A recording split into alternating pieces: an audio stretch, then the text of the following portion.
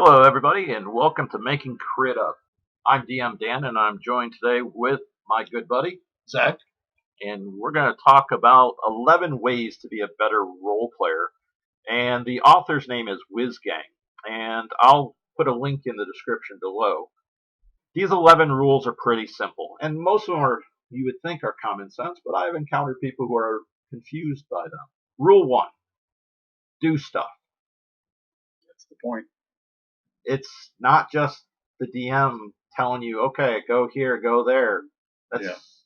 You have agency. You have the ability to make choices, but you should always be doing stuff with your character and the party. That's part of session 02, is because that's where you establish your character and their background and what their motivation is. Why are they an adventurer? Why are they doing these things? So even when you're not doing stuff, your character would be doing stuff. That's right. That's right. Creating a character that is multifaceted. Right. Not just one dimensional. Yeah. I swing an axe. Yeah.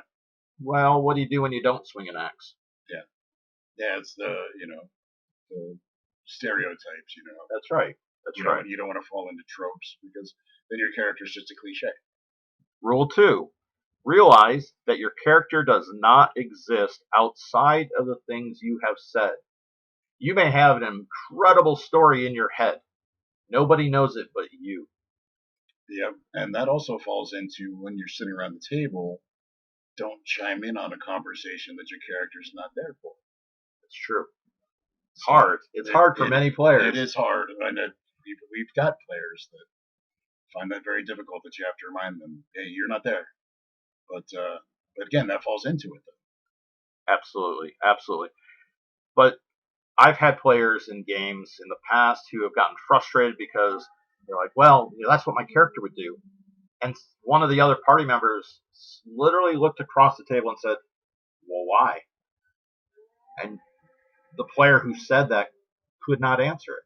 Yeah. So and that was the person, not the character. That was the player being a jerk and not the character being played correctly.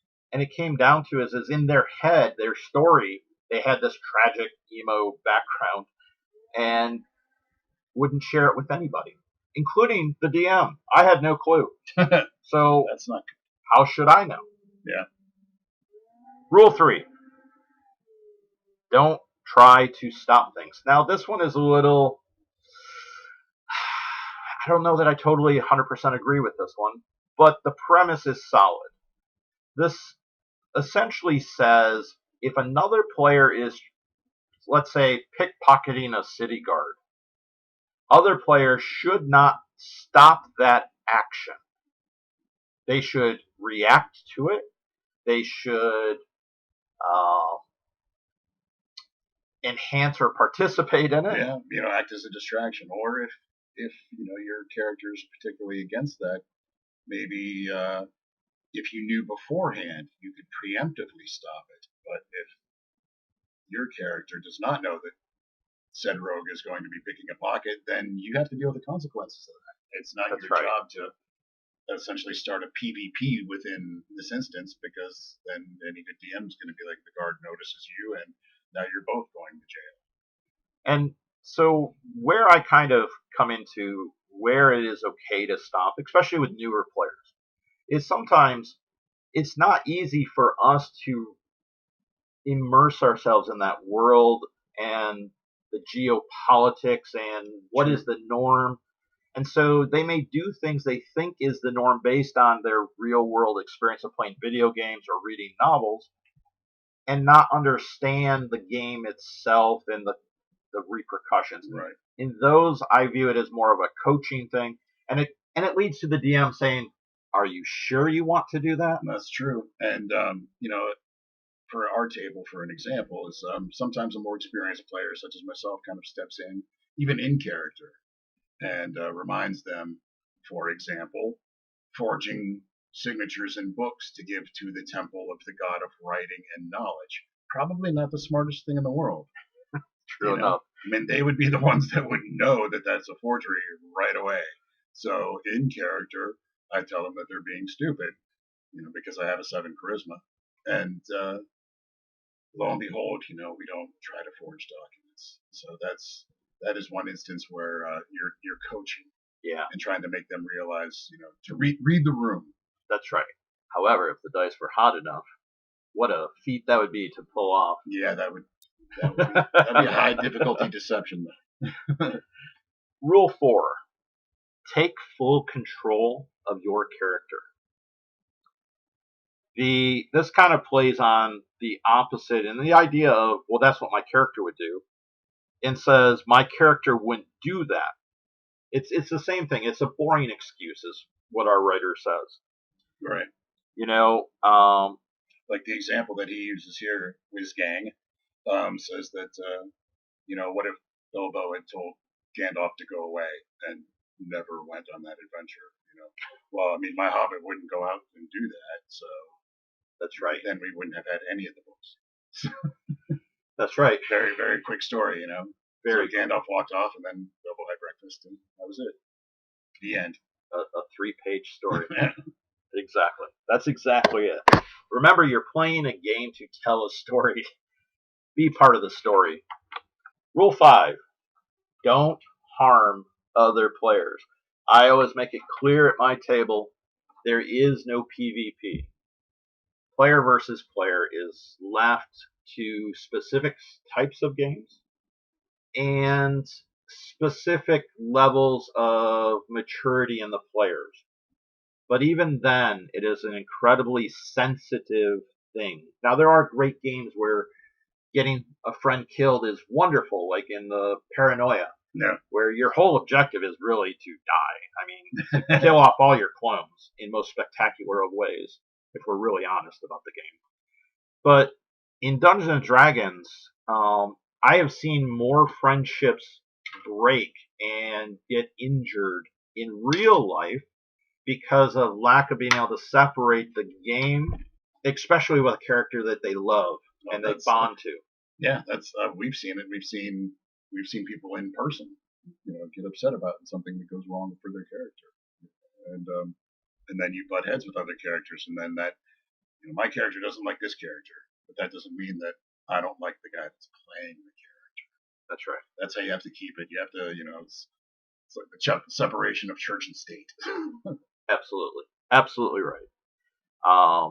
So I always tell DMs and I tell players in general, you cannot harm, and harm is expanded into casting charm, casting suggestion, all of these types of things. Like those are fine gray lines, and it's up to the DM to make that call at the spot.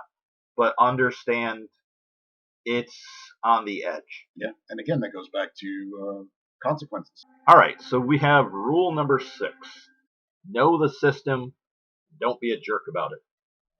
We all heard the stories of rules lawyers and the debates on whether or not it's a critical or you're at disadvantage or advantage or the play. Partial cover, full cover. All of those things. Oh, yeah. And I would say what this essentially is saying is every player needs to know the rules. But you don't need to know it inside and out. Like, arguing about specifics, at the end of the day, the game master's role is always to be the judge and jury and executioner of the rules. Yeah. And for their world, sometimes you make that call and you can go back and change it later and explain to the group of why you're changing that rule moving forward. Right. I mean, if you can, as a player, if you can question your DM and say, okay, why is that? As long as you're not like bringing the game to a screeching halt, most DMs, myself included, when I DM, I don't have a problem with that. If you can say, oh well, could I use acrobatics instead of athletics because that's what I'm accustomed to. If that makes sense, then yeah, sure. But you don't have to be a jerk about it. You don't get all huffy because you didn't get to do what you wanted to do. There's ways around it. And for me, part of know the system is also knowing your character.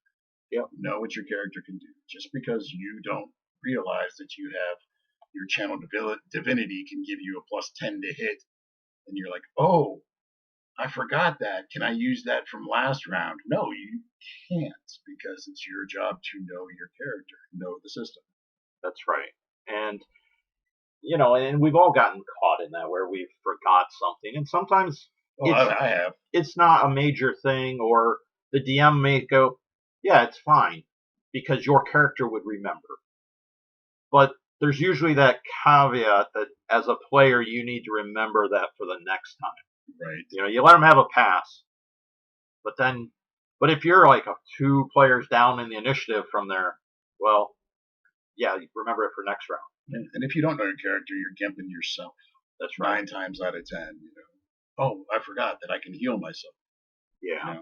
The fact of the matter is, it comes down to, as a DM, I believe in any rule can be questioned. I don't know all the rules inside and out, 100%. I know them pretty darn well.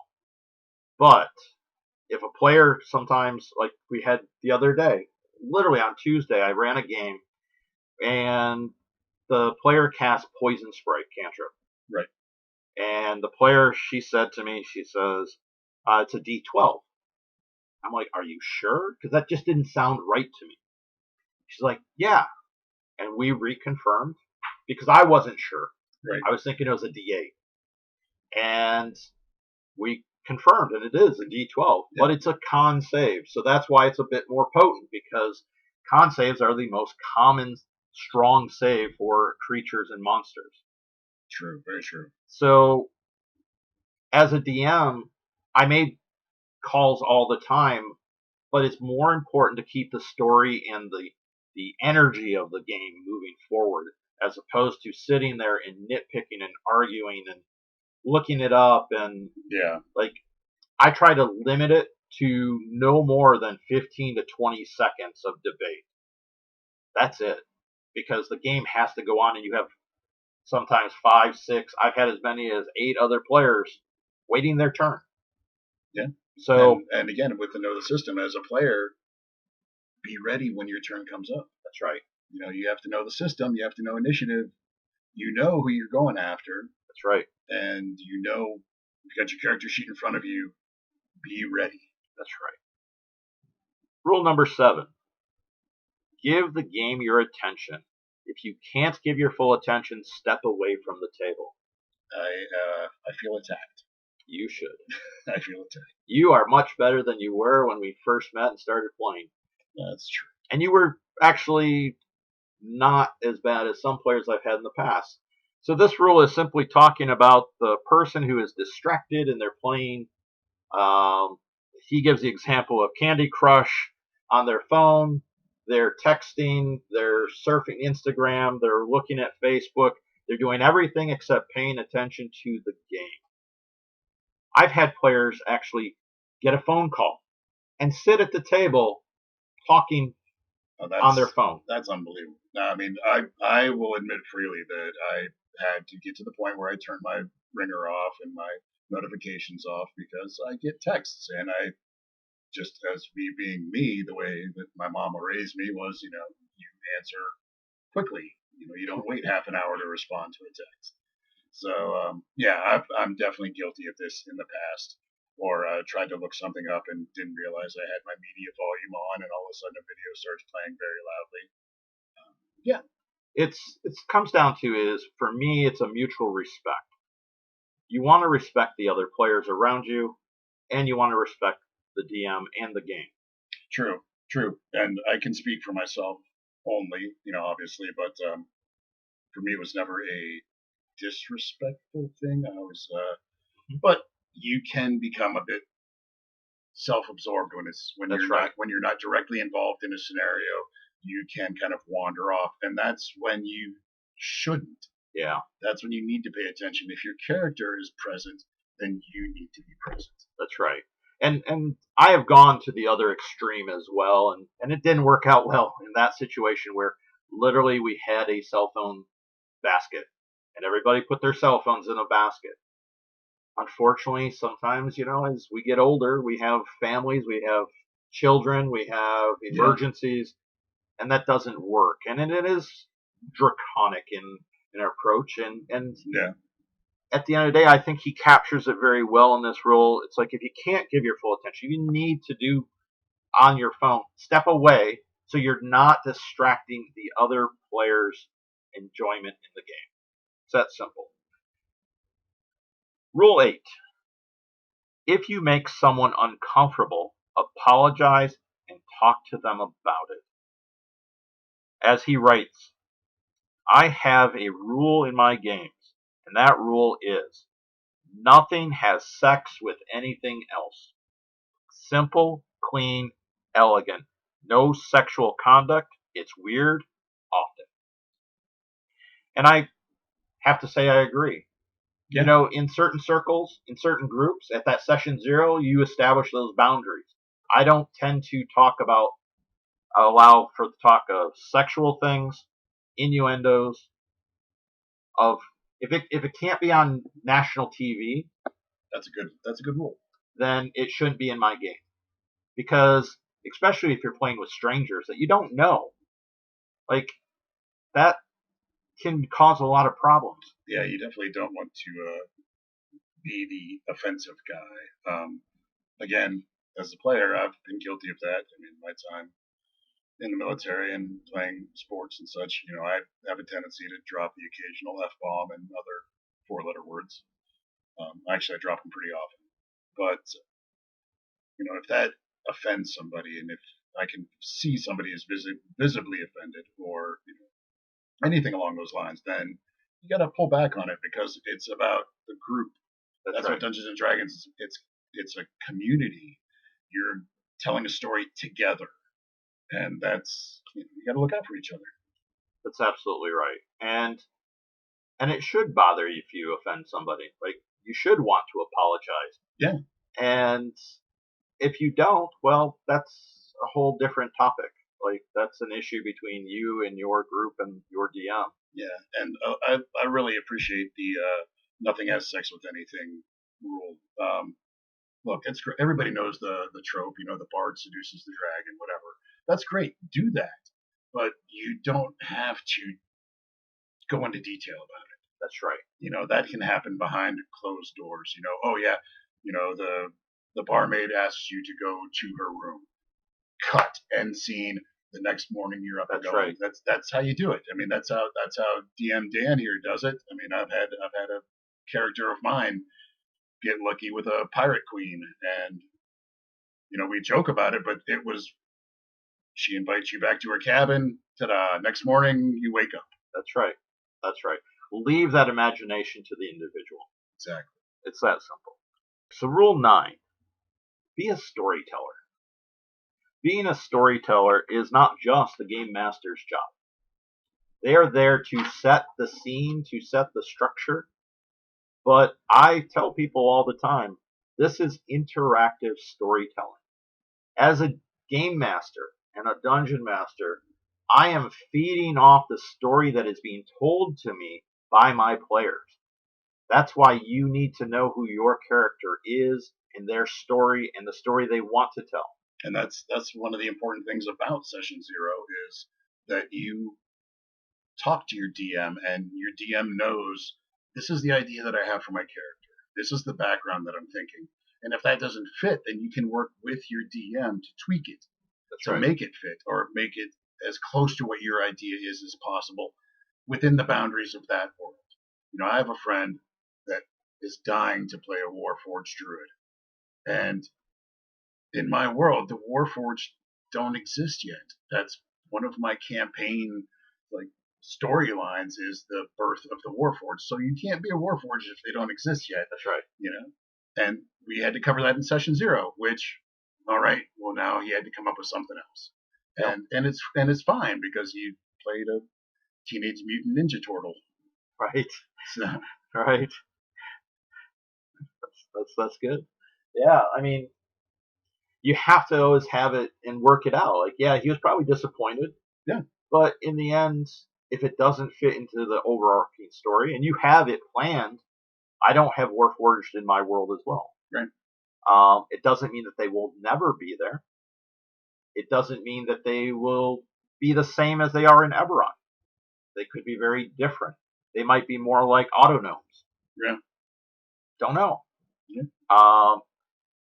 But I feed off of that story arc, and my story evolves along with what I'm told and what I hear the players, their ideas, because now it's almost like the hive mind of storytelling.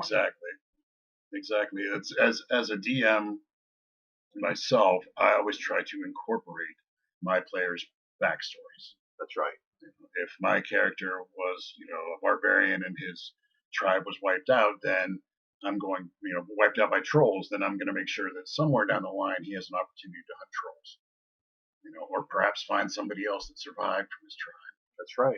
Those are options that you can throw in there, but that comes from session 0. That comes from you telling your story to the DM, and the DM remembering that and adding it to his story. That's right. And maybe it's not the main focus, but it's a side quest, and it's something that comes up, and that makes that character feel that much more real and special. Exactly. Rule 10: embrace failure. I love this rule. So I love this rule. All of our best stories from all of our campaigns seem to be, and they rolled a 1. Yeah. And the elevator collapsed underneath and fell 60 feet. Yeah, and you failed your saving throw. And you failed your climb check. Or it's a locked door. Doors are a monster that's hard to beat. Doors and ropes. That's right. My greatest monsters in the game. And I understand, like, nobody wants to fail. You want to be the hero who, succeeds at everything. But even Batman, Superman, Captain America, they all fail. It's true. They all roll a 1 once in a while. Yeah, and I've said it time and time again at the table, man. The dice will tell the story. Absolutely, that's our rule. Yeah, the dice will tell the story. If you get a 1 and fail something horribly, then roll with it, man, because those are the best stories. That's right. And then finally, of course, rule 11, play the game. It's a game. You're there to have fun. You're there to tell a story and to experience new things and unlock new puzzles and explore new lands. Yeah, it's a together thing. Again, like we've said before, it's a community. It's interactive storytelling with a group. That's right. So it's not you versus the DM. It's not you versus another character. It's everybody working together to play the game. That's right. So I think these 11 rules, and there could be more, and if you have more rules that you like to follow, by all means, put them down in the comments. We do appreciate that. We want to start building our own little community here at Making Crit Up. Absolutely. And, your ideas can inspire us, just like as we hope to inspire you. Exactly right. That's why we're creating this channel. And for interactive storytelling. That's what we're trying to do here too. We're telling you our stories from our experiences, and you guys can tell us yours. That's right. So on behalf of Making Crit Up, I'm DM Dan. And I'm Zach.